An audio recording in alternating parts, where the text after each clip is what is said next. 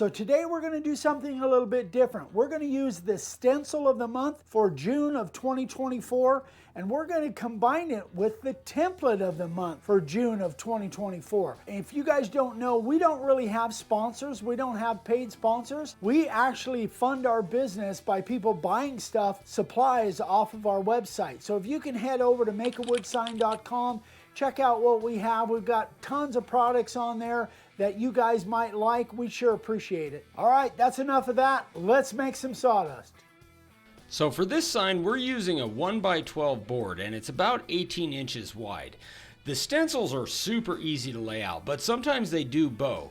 That's why Dad's using this little Tombow double-sided adhesive, and what that does is it really helps to get that stencil flat on the board, so you make sure to get good clean lines when you're spraying.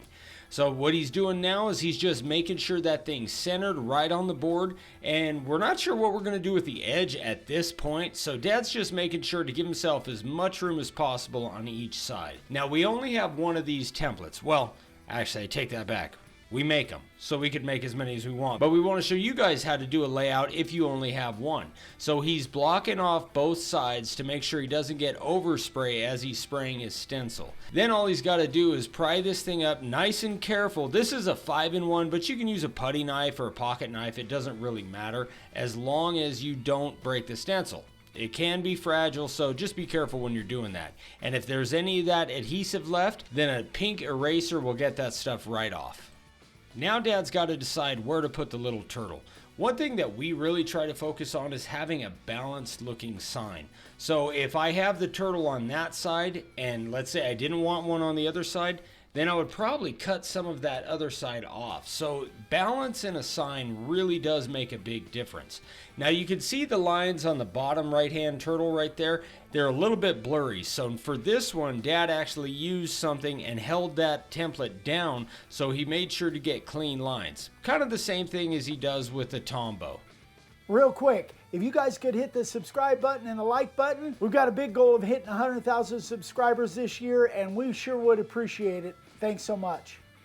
The palm tree in this stencil is pretty thin, so Dad's using the carving liner, and we decided to do this outset. So what that means is that Dad's actually going to carve around the palm tree, because we could have just done it all black with the silhouette, but we really wanted to add a little bit of color.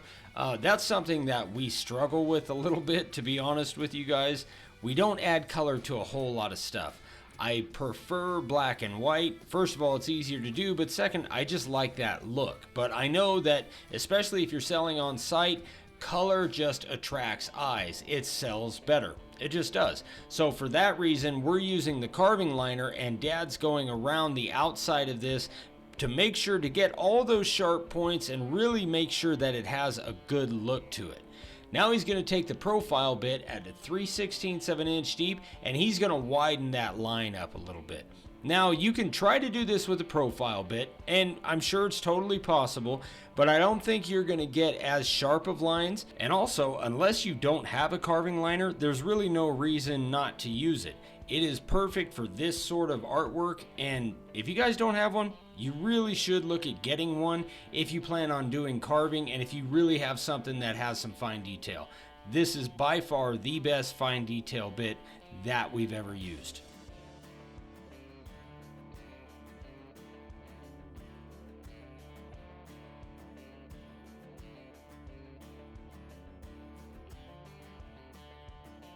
Now Dad's going to use that same profile bit and drop it down to 1/4 of an inch deep. And he's going to use this for the body of the turtle. So this is a fairly fat line. It's not fat enough to use the 90 for sure, and probably the 60-degree bit. The 60-degree would probably be a little bit too fat to get the depth that you're looking for. So the profile bit is perfect for this. However, the lines inside the turtle are quite a bit thinner, and there's a couple different ways you can handle that. Number one, you can actually readjust the router bit with your router using the micro adjustment, but what Dad's doing is just lifting one edge of the base plate up, so he's really only carving with the tip of the router bit.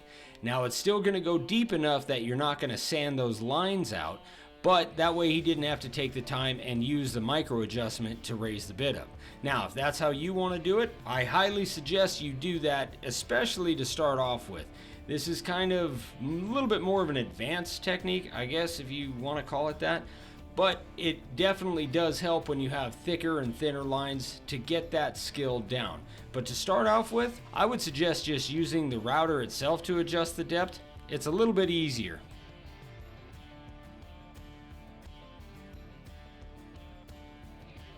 Now this is kind of a toss-up. So Dad used the profile to do pretty much everything on this sign except for the carving liner work around the palm tree.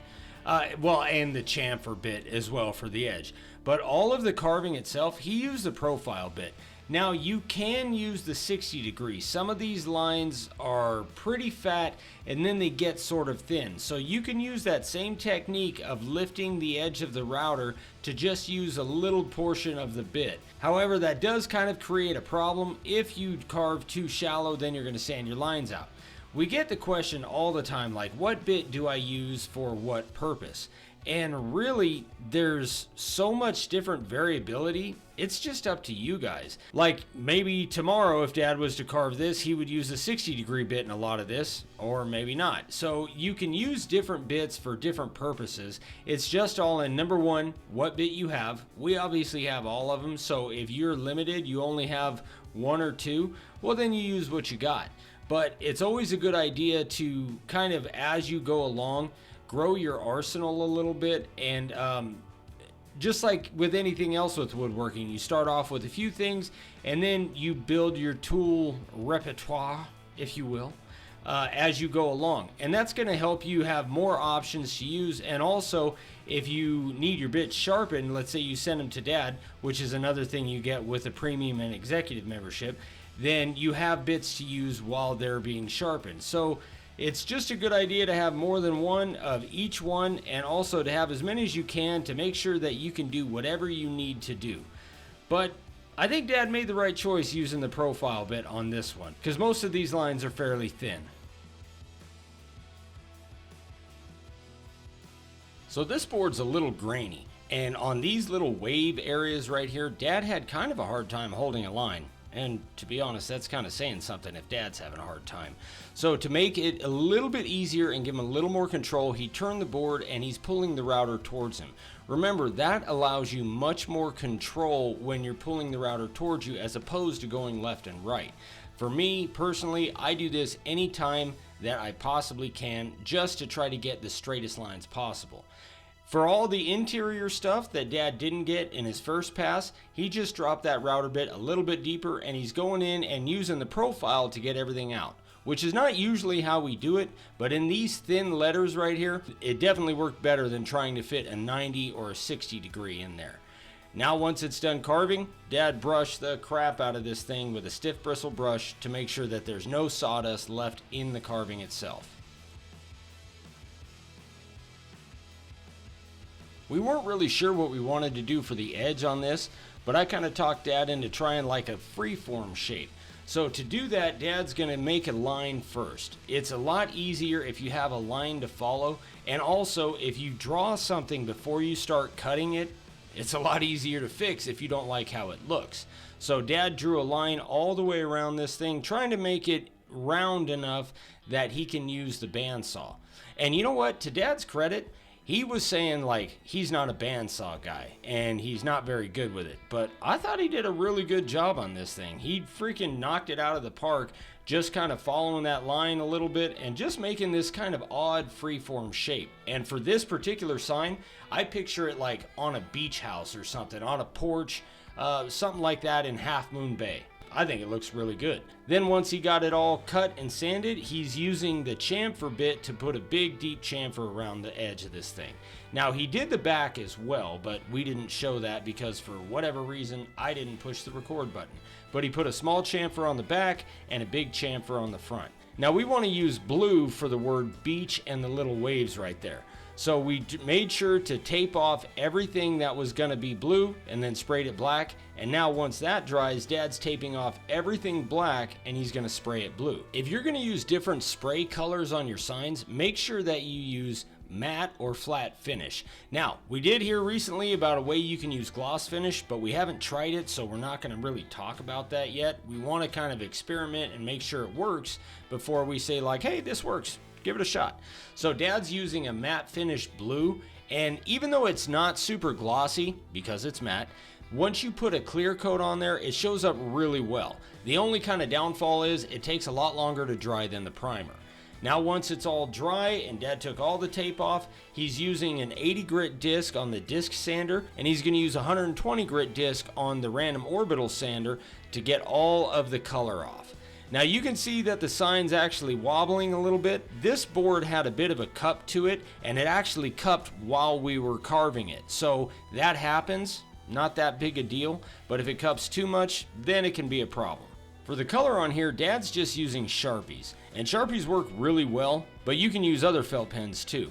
Now this stuff looks really good once it's done, especially after you put the clear on it, but it will fade depending on the weather of where you're at. So in California, in the Central Valley, something like this would probably last about a year till you have to sand it off and redo it. One thing to make sure you do is do the color first and then put your clear on. Otherwise, it's not going to soak into the wood and it's going to smear and honestly just kind of makes a mess.